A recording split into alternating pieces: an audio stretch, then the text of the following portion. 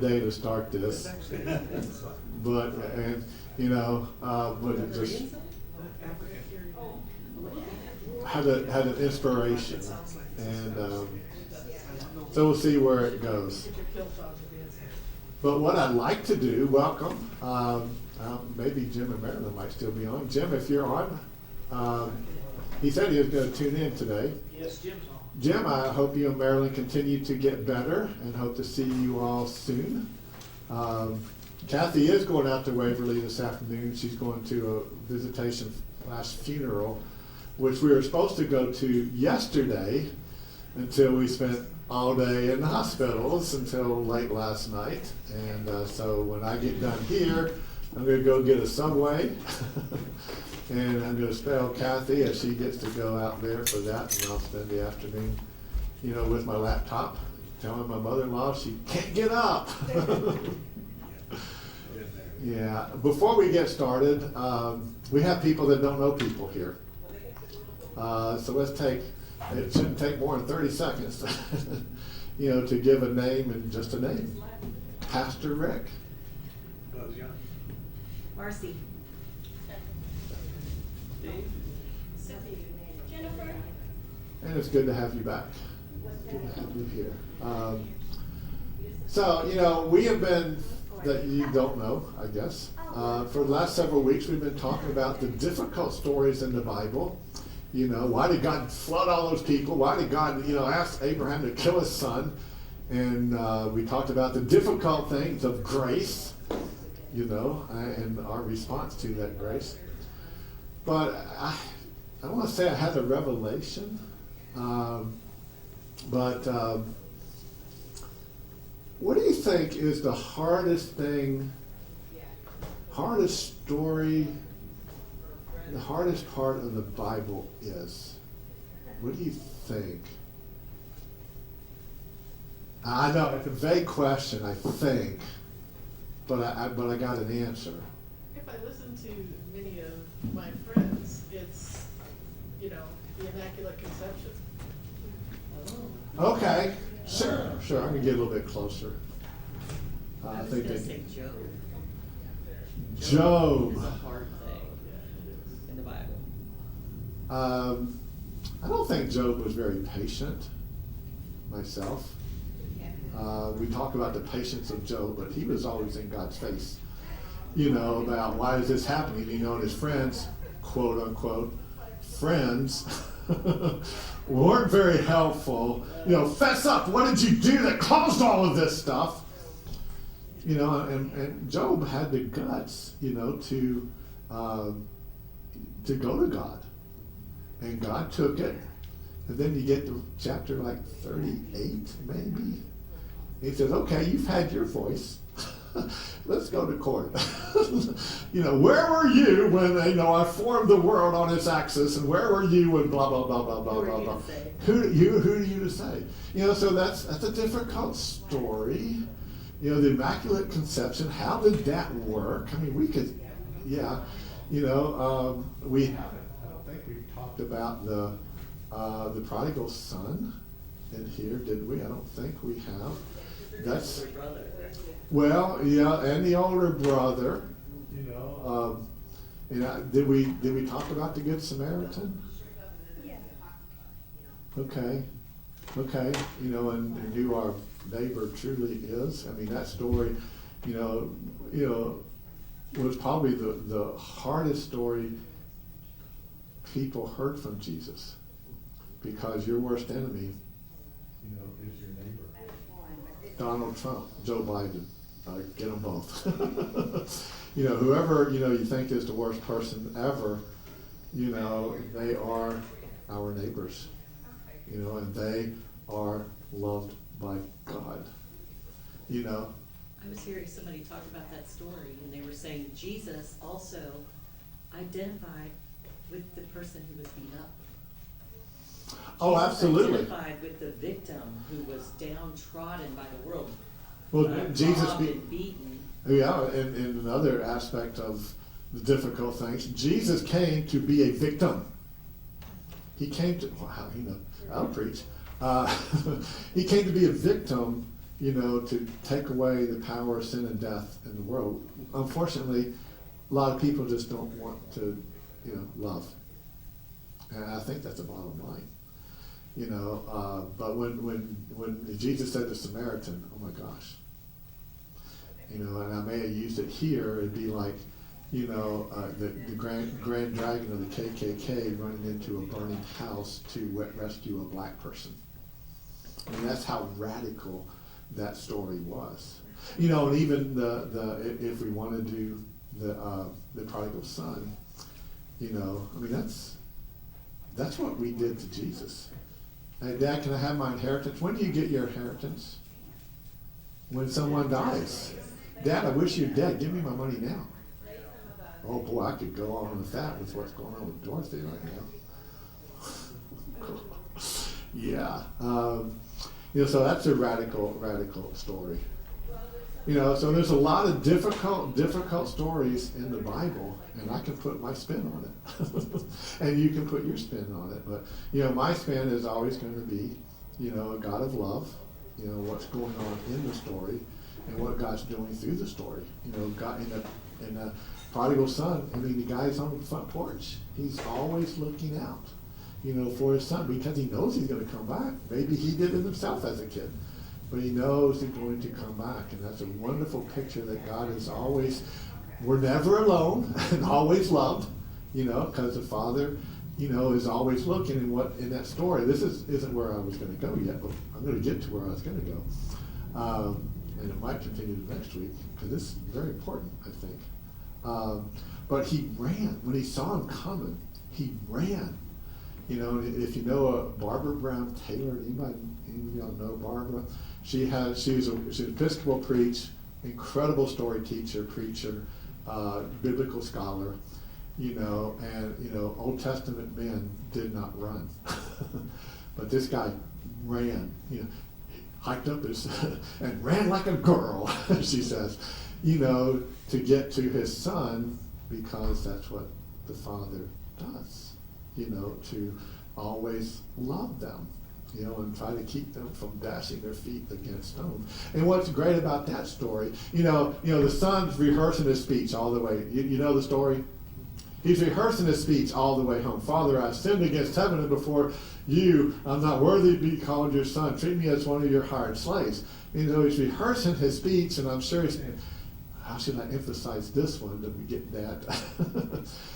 But when he gets to the part, treat me as one of your slaves, that's when the Father cuts him off. He doesn't get, if you reread the story, treat me as one of your slaves, does not get out of his mouth when he gets to the Father, because the Father will never see him as a slave. He always sees him as his beloved son.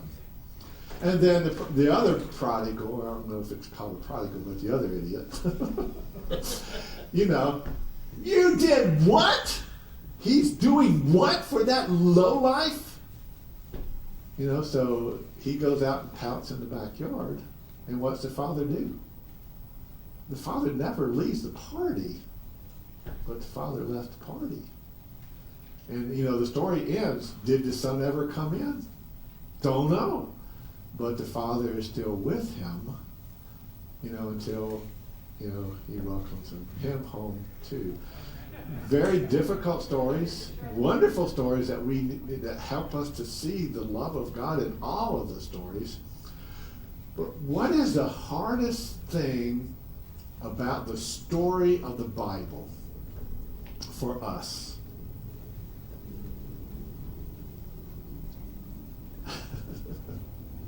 Redemption. Yeah, no. It's a hard one. It is. It shouldn't be, but it is.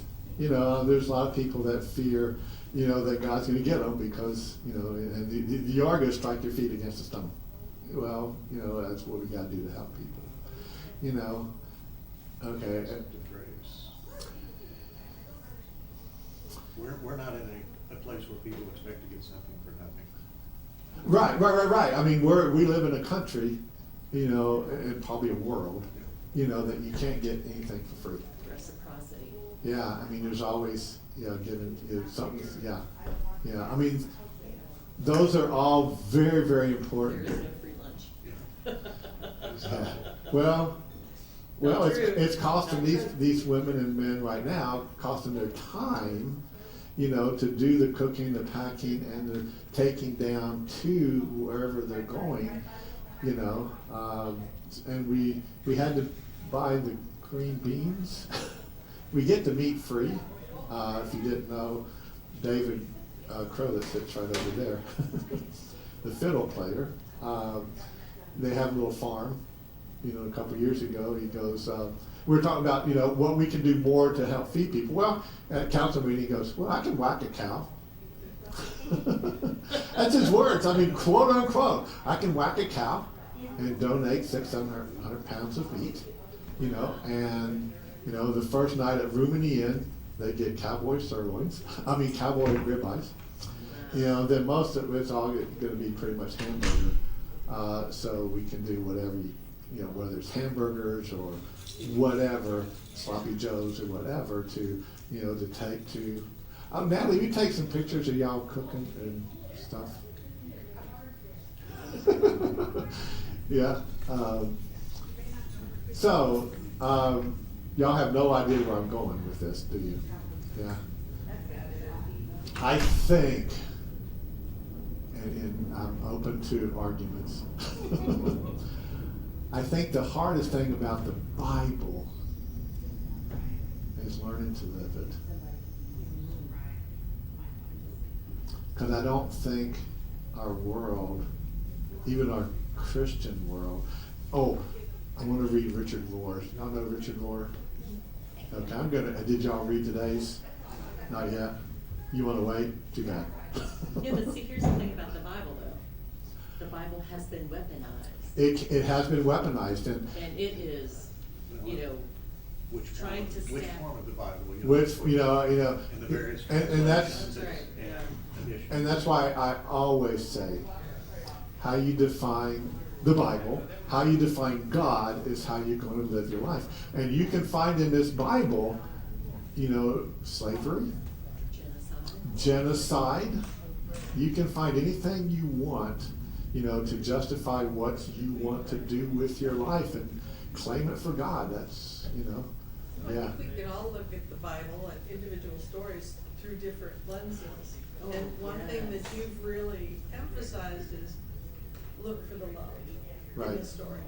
In the most difficult stories, look for the love. Use that as your. And that's, you know, focus. because I try to focus on love, you know, God as a God of love, and can put my spin on it, but, you know. But you brought up a really good point.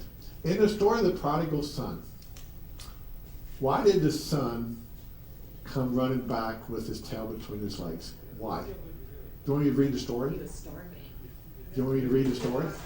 You know, He hit rock bottom. He was eating the food The that food was that for the the swine, swine ate. the pods. I'm He gonna. also said that the servants eat better than I'm eating now. Yeah. Okay. I'm gonna read this, and I hope we get where I want to go with this.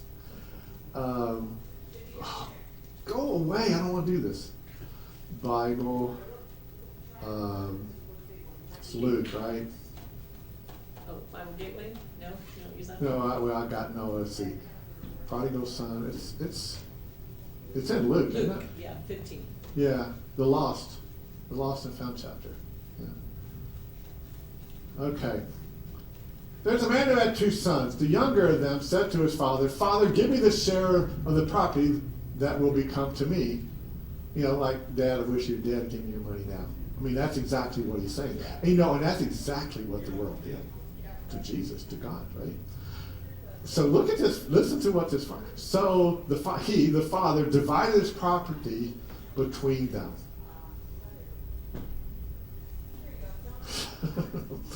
A few days later, the younger son gathered all he had and traveled to a distant country, and there he squandered his property in dissolute living.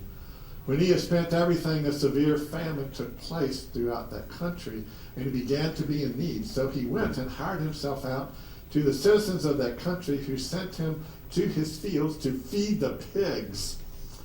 He would gladly have filled himself with the pods that the pigs were eating, and no one gave him anything. But when he came to himself, he said, "How many of my father's hired hands have bread enough to spare, but here I am dying of hunger. I will get up and go to my father and say, Father, blah, blah, blah, blah, blah. Okay, you know the rest of the story. Now I want to read what the elder son said after he found out what God did to do the calf. Then he became angry and refused to go in. His father came out. Listen, for all these years I've been working like a slave for you, and I've never disobeyed your command, yet you have never given me even a young goat so that I might celebrate with my friends. But when this son of yours came back, who has devoured your property with prostitutes, you killed the fatted calf. All right. So why did he have to come back? What was the initial reason he came back?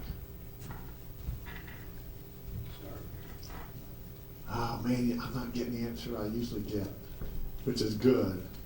Because most people, when they, and this is the first time this has happened, most everybody in the United States would say he wasted all his money. He blew his inheritance and had to come running back. And if you hear that in a capitalistic society, that's what you focus on. You know, if you lived in Russia, if this story was told, this is from Mark Allen Powell. He's New Testament. You know Mark Allen? You know, I don't know if he's retired or still at Trinity Seminary in Ohio, but he does a thing, 5 or 6 weeks video series of how Lutherans interpret the scriptures. It's really wonderful. We've done it several times. Maybe we'll do it again. But he says, if you tell this story to like us, we're going to focus on he blew his inheritance, which caused him all the problems. But first and foremost, he blew his inheritance. If you tell this story in Russia, who have a history of World War II and the Germans surrounding St. Petersburg or whatever, and they had like cannibalism, and you know, there's no one would, you know, they were starving. They were starving. If you tell this story to a Middle Eastern, African type area, you know, no one would help him. You know, it's all, you know, who you are and how you hear, you know, whether it's different parts of the United States or different parts of the world. He's a stranger. Yeah. Yeah. He's a So, foreigner. yeah, you know. Unwelcome.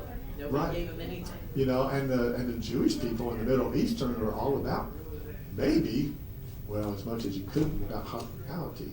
You know, when Abraham's, you know, on the mountain and these 3 visitors come, you know, he tells Sarah, we got some visitors coming, go make some bread. I mean, you take care, you know, of the, huh? Get the good bread. Get the good stuff. Yeah, get the good stuff. Not just- Yeah. You know, so it's how you grow up, you know, and I'm learning and trying to teach and lead, you know, that, you know, help us to know a God of love and to look at the good in these difficult stories. But I do think, you know, the overall story of the Bible, again, is from looking at that grace upon grace upon grace. Oh, and I was going to mention our brand new, you know, Lenten bullet banner that Dale Conway made. And he's doing another one for Easter. And so instead of taking something down and putting these up, we put up poles in the back. And you know, we're expanding for the future. You know, so we don't have to hide them, you know, and have other things. But I think that the difficult story of the Bible is how to live it. You know, I mean, what are your thoughts about that? And I'm sorry, Jim, you probably have thoughts, and no one's back there to listen to your thoughts. But I think that's kind of true. Well, I recently read that the concept of weighing the good and bad goes back to ancient Egypt.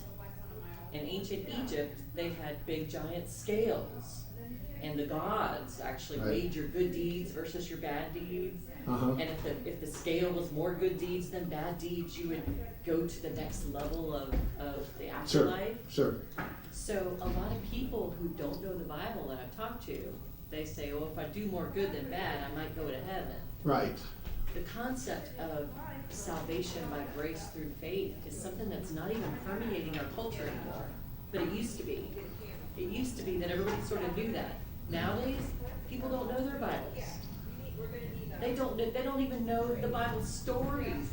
If you say, oh, about Daniel in the lion's den, they look at you just with a glazed over face, and you're just like, how do you not know Daniel in the lion's den? These children are not learning. You know, the massive population in the U.S. are not learning the Bible stories when they're little. And they're learning things that aren't exactly biblical, you know, like Yeah. God helps those who help themselves. Right. Give a man So- a so- fishing A pole fish. instead of a fish. Right. You know, so that you're telling it's on them to take care of stuff, Right. not me. Right. And Jesus never says that. Yeah. That's not the way It's He not the does. Bible. No, no. The prodigal son, I think the last part is one of the major lessons, the last part of the scripture is one of the major lessons that is overlooked. We live in a society where someone has to win because someone has to lose. Yes. Right, yeah, there's That's, not a that win-win. last, the elder son is the epitome of that, is saying, no, you don't have, because the younger son is winning, doesn't mean you're not. Well, he says, everything I have is yours. Yeah. And he's already given it to him. Yeah. How many people in here, you know, or anywhere, know that God's right here with them? You know, because, you know, when if I were going to be with Holden and Ezra, that's Katie's kids, you know, if they were having a funeral and stuff here, and I may talk to them at some point in time when they get back or whatever, but when I meet with families, you know, like my uncle, when he died up in Pittsburgh, well, he's, you know, where was Trump shot? Butler. Butler. My uncle lived in Butler, my cousin lived in Butler. This is like 6-7 years ago, whatever. So, you know, I went up, you know, for the funeral, you know, but my cousin, you know, had like a 3 or 4 year old grandson, you know, so of course, you know, they bring me in, you know, he goes, you know, something about, you know, Pop-Pop's in heaven or whatever, and where's heaven? And they go, well, he'll answer. You know, I say, you know, and so what I say is, you know, where is heaven? Well, I'll just say, where is heaven? Yeah, I know, but I knew you'd get the answer because that's what we teach. But usually people will say, In the sky. in the sky, Lord. You know, that's what they do because people think there is a physical place called heaven where you go. But I think heaven is more, and well, hell, that I don't believe in, a physical hell. No, an eternal hell. I do believe in hell. I'm living it right now, you know, with my mother-in-law, you know. But heaven and hell are states of consciousness. I've seen You know. addicts that I think they are living in their own private hell. Yeah. Have you seen that? And you're just thinking, Yeah. they can't get out. Right. They're powerless. It's awful to watch. And that's- It's painful to watch. And that's who Jesus came. I mean, he came for everybody, but I think specifically for people who were like that. So, you know, so I told the, you know, whoever was there, you know, and everybody points this guy and they go, you know, it could be, but, you know, he's also right here in your hearts. What did you really, what was great about your grandfather, your great-grandfather? That spirit is right here, and that's part of heaven. You know, to have, I mean, how many times have you said, man, that was a heavenly experience, that was wonderful. You know, because there was a God moment, you know, and God didn't happen just to come at that moment. God gave us the realization that God is right here in that moment, you know, and I mean, that's what Jesus, you know, Christ isn't his last name. You know, Jesus was a human being. Jesus was a human being. Yeah, I get the, you know, fully God, fully human, but he was a human being. The Christ, he was the Christ before human incarnation, and he became the Christ again after his death and resurrection. But Jesus was the human being that came to show us how to live and love God. and to live and take care of each other, to bring heaven to earth, where he could touch a leper. He could talk to Matthew the tax collector and Zacchaeus the tax collector, and Mary, the woman with 7 demons. I'm not going to say a prostitute. As so many people think, Mary Magdalene was a prostitute. I don't. Jesus went to the Samaritans. He made a point to go to the Samaritans when he told the disciples, don't go anywhere near them, because you don't know how to treat them. And he showed them how to treat Samaritans, a Samaritan at the well. And the Chosen series does a really good job of the woman at the well story and how the Samaritans and the Jews did not get along and how Jesus brought them together. It's really good. I cannot wait, till the next season comes out. Probably will spend, 3 hours in the theater 3 times before it gets live or gets online. But really good stories of how, God is bringing heaven to earth through the human Jesus, and it's the Christ that comes to us to help us to see God as a God of love. And as I always say, you're back and new. I don't have all the answers. I have my answers. God could be that retributive, vengeful God who's going to get you. He very well could be. I just personally will never go there. What I think, and again, it doesn't matter what I say. It really, it does. But if I don't follow it up with making sure we can do this, you've got all those bags and all the food for the 150 bags. If we don't do, let our words become verbs, actions, then it's not, So anybody can top it. There's a difference too also when you say that heaven is there. Yeah. What you're saying is, I'm going to live in the future. I'm living for the future. I'm not living for today. I'm living for when I die. Right. Living in the future does not help anybody today. No. So living out No. our faith is a present moment Yeah. thing, and a lot of churches Yeah. want to shove that off for future. And if it's future, it's out there. It's not here.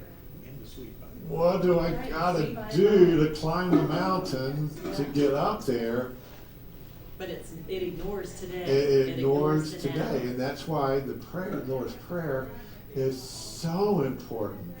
Thy kingdom come, thy will be done. Yeah, but they're too radical these days. I mean, that's what preachers and and so-called religious people, in government places, they're too radical.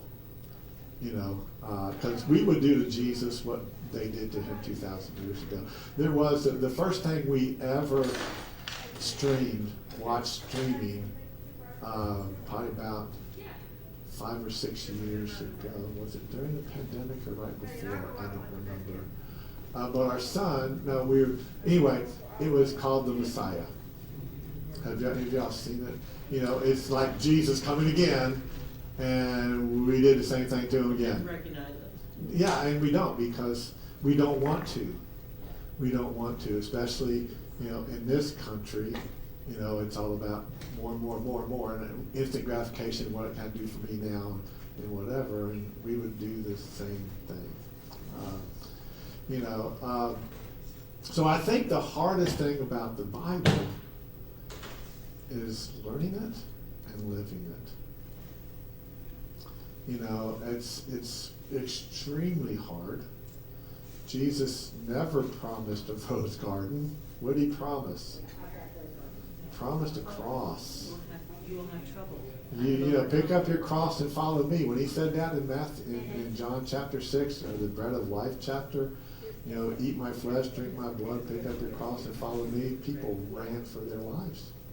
And why wouldn't you? When you live in Palestine, in the first century, and all you see on the hillsides and the byways are thousands of people hanging on a cross, it's just been the last few years that I've really, come to understand that, or try to understand it the best as I can. Jesus, from the time he got back, to Nazareth, and after he had to be a illegal alien, an undocumented person, and then had to come back. He would have lived his life seeing those crosses day after day. And I think that's an interesting point you bring up, because for me it was always, oh look, Jesus is foreshadowing his own thing by talking about, take up your cross. Not realizing that the cross was part of his daily life, or Yeah. that Oh, yeah. any other people. I just find that we, with our modern interpretations and Right. sensibilities and experiences, when we take those to the Bible, we may not see the other side of the picture and see how perhaps Jesus and his contemporaries were experiencing some of these things. Yeah, real quick, if anybody online, if you want to text information, I'm sorry we have no one there to figure it out. And then you'd have to turn up volumes up and on. I don't know if we could even do that. But if y'all want to text, a thought, question, or concern, 615-504-3169, which you probably already know, but there it is again. So I don't want to leave you all out. I can go back there and watch and transcribe. Well, yeah, go if you would, and the little the speaker button on the bottom right hand side, just unmute it, and then they can talk instead of trying to do text, and yeah. So then probably just lost them. Over there more. Well, if we go over there, then the speaker doesn't catch us up here, so yeah, and you can't move so we're gonna have to figure out this technology thing to maybe have. Even it What out. time is it? Oh, we still got lots of time. What time does it normally start? 10:30? Yeah, it's over here. Whenever Let's we're done. open that. Whenever church is done. Okay, that's on. So Jim, you might be able to talk, or anybody. We might, if we can't, and Buzz is here to relay stuff, or send a chat. It'll come up there. So.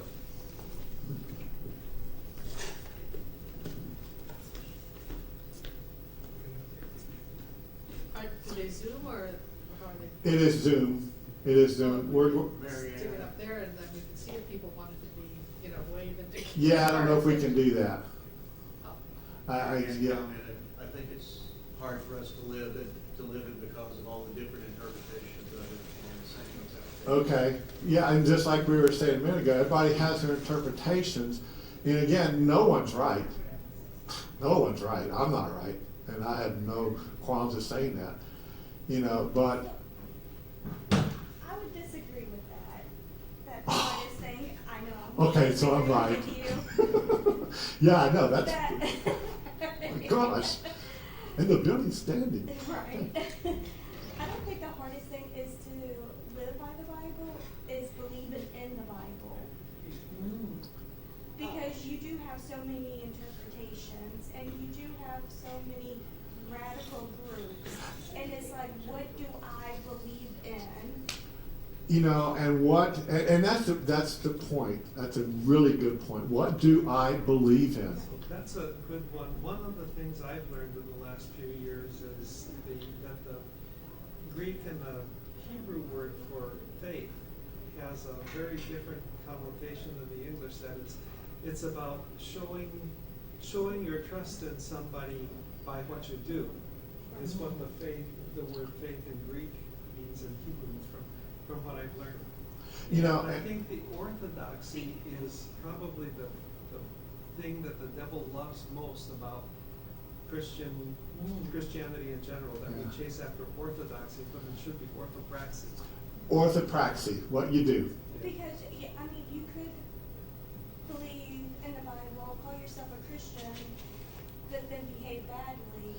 And then there's people out there who don't believe in the Bible, but who are good people. Right. It's not about, I'm sorry, it's not about believing in the Bible. It is not about believing in the Bible. Now, we get our beliefs from the Bible, But again, you can use that Bible to do whatever you want. You know, it's, you know, and that's why I think, you know, ever since creation, God has always been about reconciliation and learning and teaching. You know, created the world, as I say, in love for all. I mean, and he gave it to us all. You know, and when we couldn't understand it, you know, yeah, we sinned and we suffered the consequences of our sin.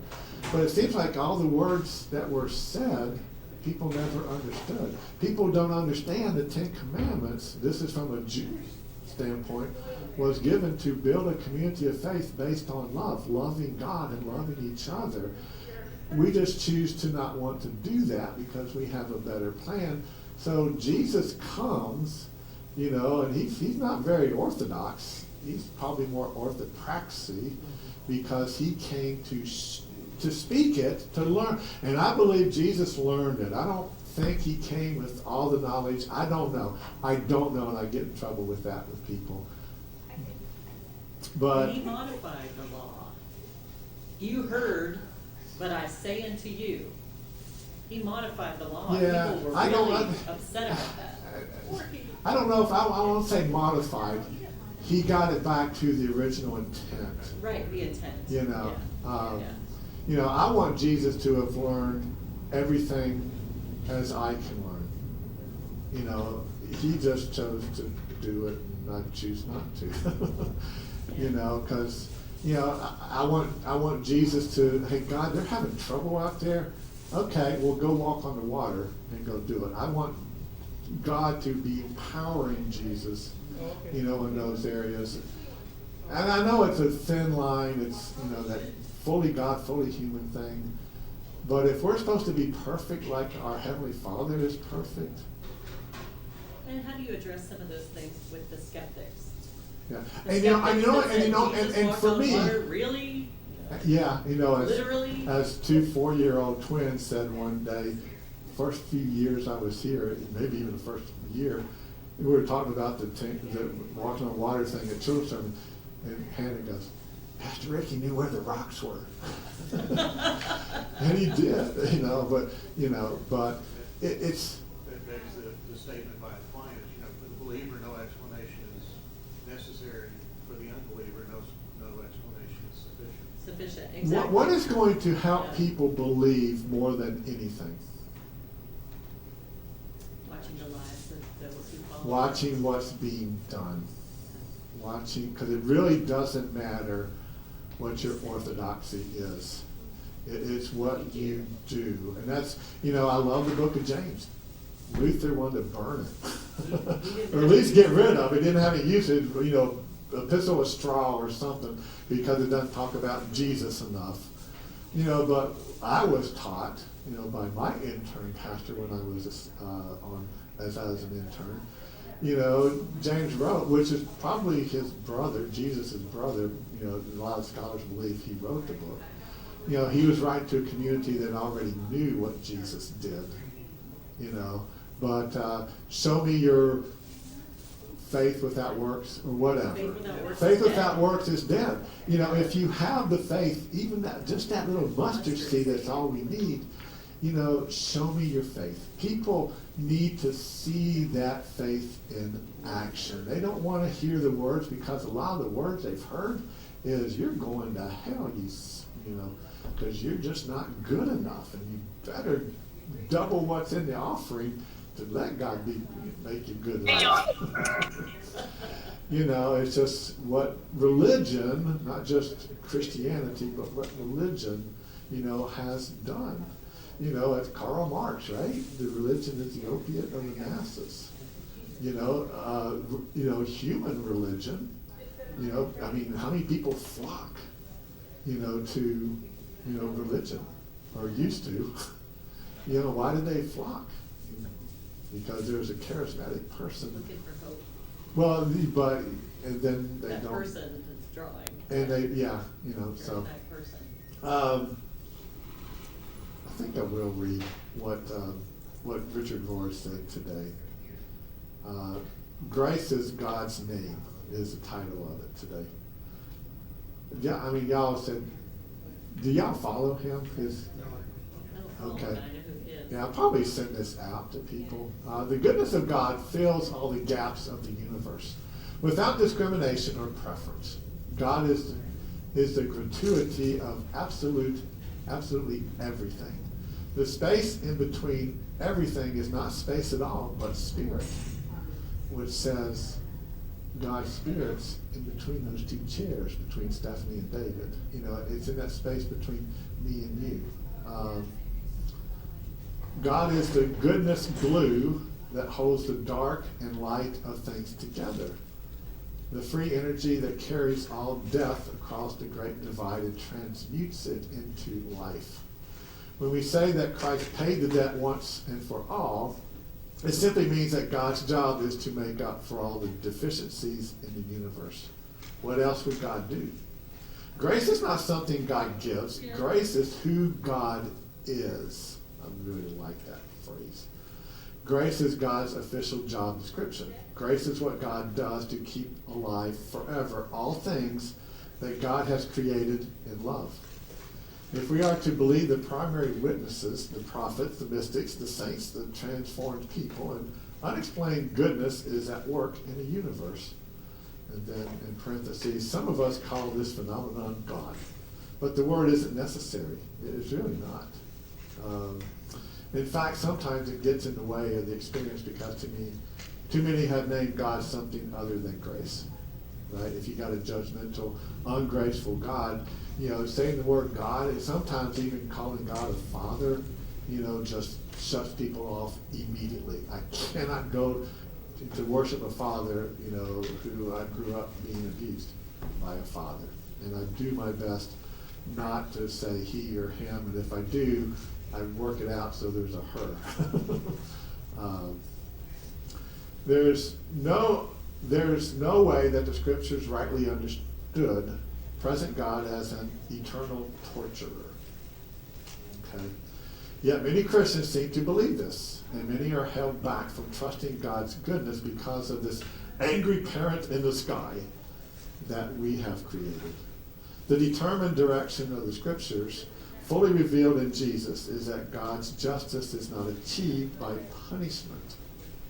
I would question that, because God's justice was achieved by punishment of God. But that's another thing. But by the divine initiative we call grace, which is what the cross is all about grace. And remember, try to understand this. That sounded terrible, didn't it? Well, shoot, I lost it because I thought I was saying something bad.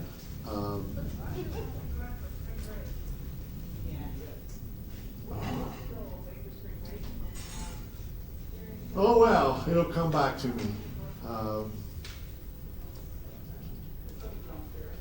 Yeah, it just totally gone. Okay. Okay, where was it?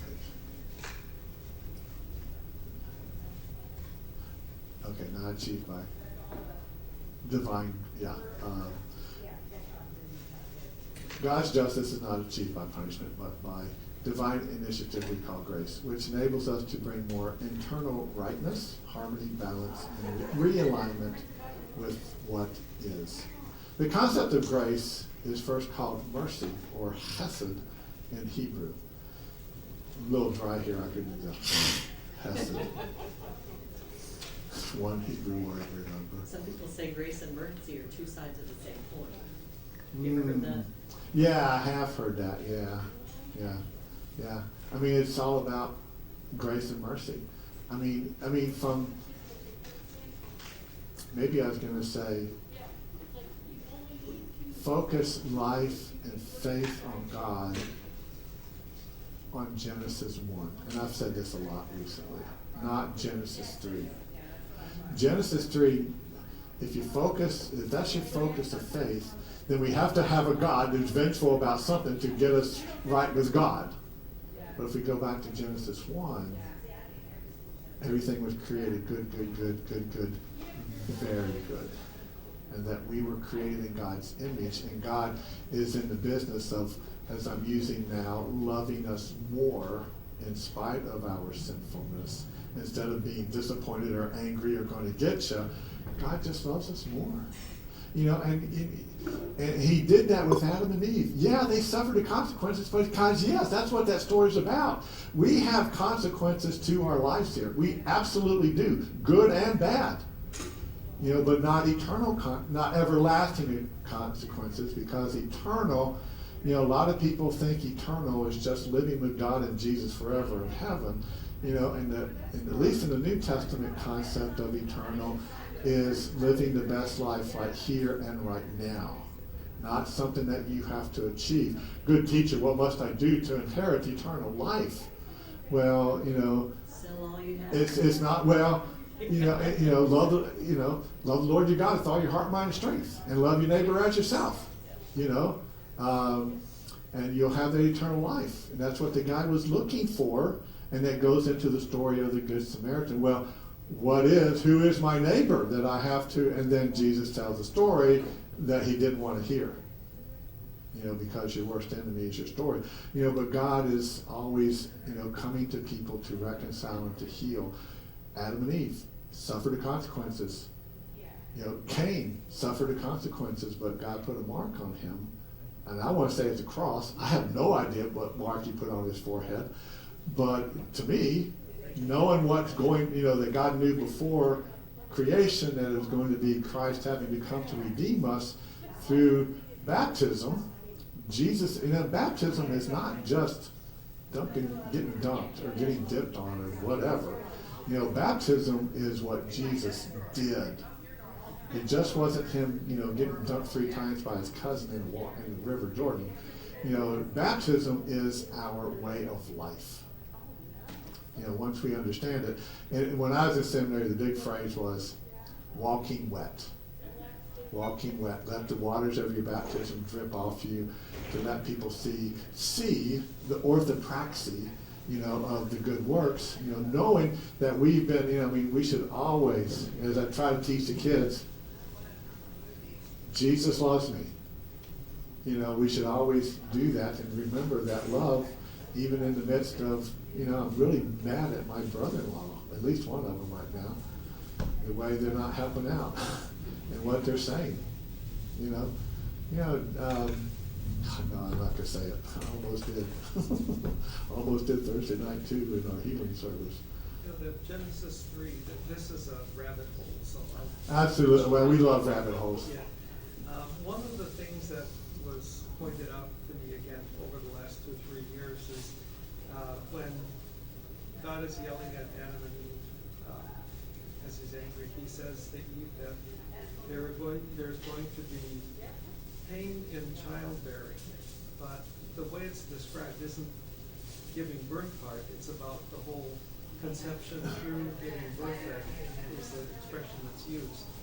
And the fun thing is whether it's Sarah, or I think it's Rebecca too, and then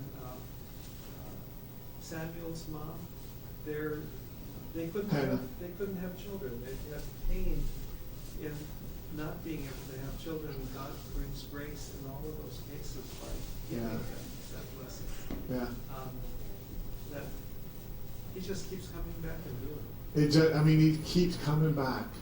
And when we couldn't hear it in those stories from Adam and Eve through Malachi, then as God's plan, Ephesians 1 and Colossians 1, just incredible poetry or information about what God knew ahead of time, what's going to happen to be our way of life, in Ephesians 2:10. It's just, when we couldn't hear it, couldn't read it, Jesus came so we could see it.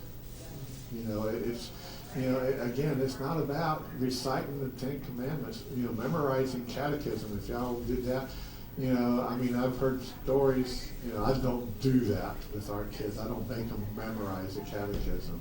Because I had to memorize the catechism. That short little thing. for a midterm oral examination in seminary. I had to sit, across from the professor, and, start with the Ten Commandments and go through, I had to remember, I hated that guy.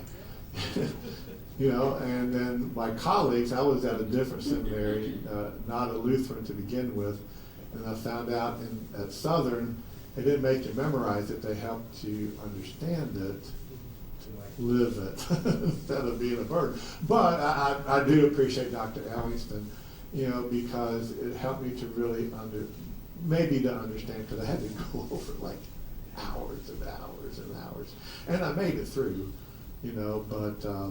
but when we couldn't hear it, see it, again, Jesus came to show us what love looks like, and the world hasn't changed. We still don't want to live love. Now, I get people saying that's wrong, and it is wrong. There's a lot of good. There's a lot of good in this world, but there could be more. People need to see good. That couple that were sitting right here, they're from Pittsburgh, said, well, we're sorry we don't live here, because we would join this church because we read your website and heard your inclusivity and your message and so forth, and that's what we're doing, up in Pittsburgh. I think the church... I think he even said, I knew we'd feel welcome there. Yeah. Yeah, that's what he said. Hearing him say I that. know, it feels Beautiful. really good. Because I remember 10, 15 years ago, I want to say it was a retired pastor, came out and said, this is the coldest church I've ever been in. I go, really? Okay, thank you. So, but... we're relatively new to Nashville, and so of course we did the church shopping thing. And I can't tell you how many churches we went to where we went in, attended the service, said hi to people during the piece, and that was the only interaction we had with anybody ever. Oh, really? Yeah. Oh, my God. We came back here because at least people recognized we were here, Yeah. Just It's can't important. make a judgment just based on one experience, but we do. And I Right. think that's what we do with God as well. We make a judgment based upon maybe one defining experience with Him Yeah. for us. For me, I remember it, saying the Lord's Prayer as a little girl. Sure. For the first time, looking at the stained glass window, and we had a large carving that my dad did last summer. It was 3/4 life size. And looking at it, seeing all those people, and hearing them pray almost the same thing that I was praying, and Jesus with His arms there, giving Himself to us. Now, for me, that was profound. I suddenly realized, that this whole congregation, me and the people that were before me and Jesus were all connected. I had that moment. For the people around me, my mother included, she says, you weren't paying attention during the prayer. Oh, my gosh. And I thought to myself, that was my encounter with God. That was an impression that stayed with me and made me feel it real. But other people didn't see that in me. And so then, like what you said, we have to show. You have to show it. You have to live it. You could go out and do things and let people see you do these good things, but they're also going to see the bad things, right? And chances are, they're going to either have the lens on that says, oh, look, there's a Christian messing up. Or they're going to say, yeah, look at that one, he thinks he's Christian. Yeah. It's just, it's the way, So- the lens, not only what we're doing, but how people are perceiving it. Right, and we got 1 minute, because I really want to leave fairly quickly, because I want to spell Kathy, she's got to go meet her friend, and whether I get there in time, it doesn't matter. But I really think the church is poised, can make a huge difference. But it does matter what we say, it absolutely does. But it matters more by what we do. And I think we need to get back to I know I said I have to leave. But I think, 2,000 years since Jesus, and I think people truly do not know who He was and what He stood for and what He did, to give this grace upon grace upon grace. to bring hope and peace into what seems to be a very hopeless world right now, especially in our country, but it's worldwide. And with this series that we started, Never Alone, Always Loved, we're gonna meditate on Wednesday nights, on those 7 last words, and we'll have some Taizé music in the background or whatever, trying to set the tone and just have, and I don't know how it's going to work. It might be horrible. It might be the best thing. I don't know. But this is what I feel called to do, to help us to focus on, what Jesus said last, which is what he said all through his life. What's leading up to what he did, to help us see that grace upon grace upon grace, so that we might walk out these doors, and, be more grace-filled, to bring more hope. If it brings more people in, we'll do 200 food bags next time.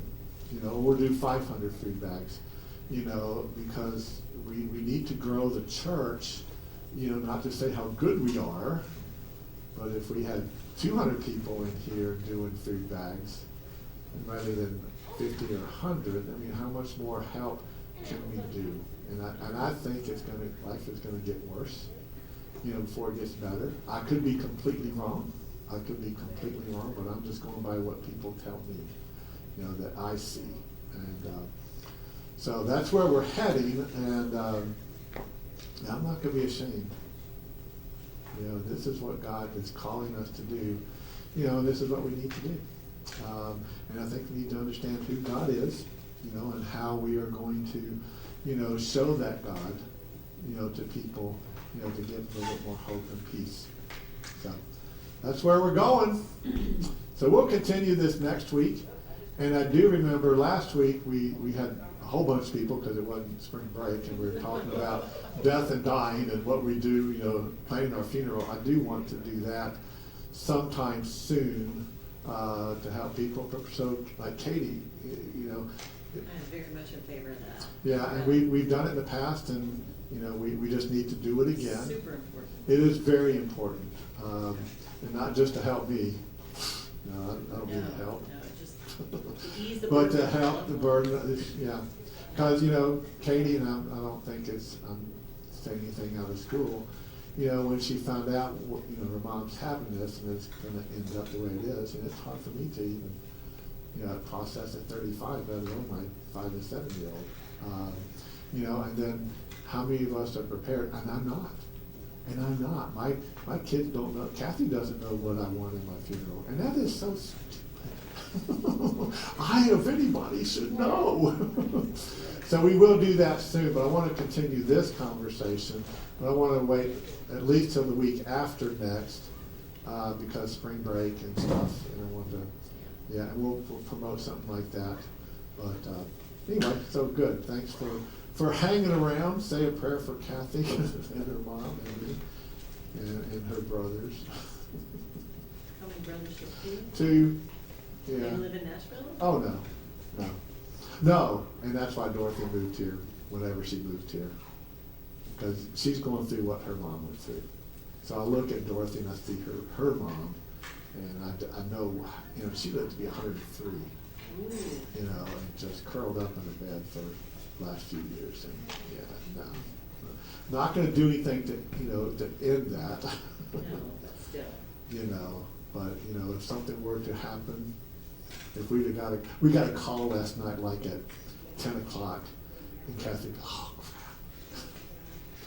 No, we just, because when we left, we met the nurse that was coming on at 7 o'clock, and because they have shift change, talking about her mom, and she's got dementia, and she's going through all this stuff, and she doesn't remember that she can't get up on her own, and she will try to get up. So they moved her from the room way at the end of the hallway to be like right next door to the nurse's station. So they were calling last night, and we're saying, no, she didn't get up and fall again.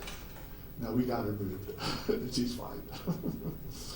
So there's a lot of hope, and brought us a lot of joy. We slept really well last night. I got 7 hours sleep last night, which is a lot for me. And Kathy slept through the night, and she needed that. So getting that little, so you never know how a phone call or whatever can make you feel better, because we were expecting the worst, and so it was good. So, all right, well, go in peace, love, serve the Lord. Online, Thank you, God. thanks for hanging around. Thanks, Buzz, for doing that. I need to end that recording, because I know Becky wants to watch it for sure. Let's see. Where's it? Did you already have? Oh, stop recording. It's up there. And he walks off. Yeah.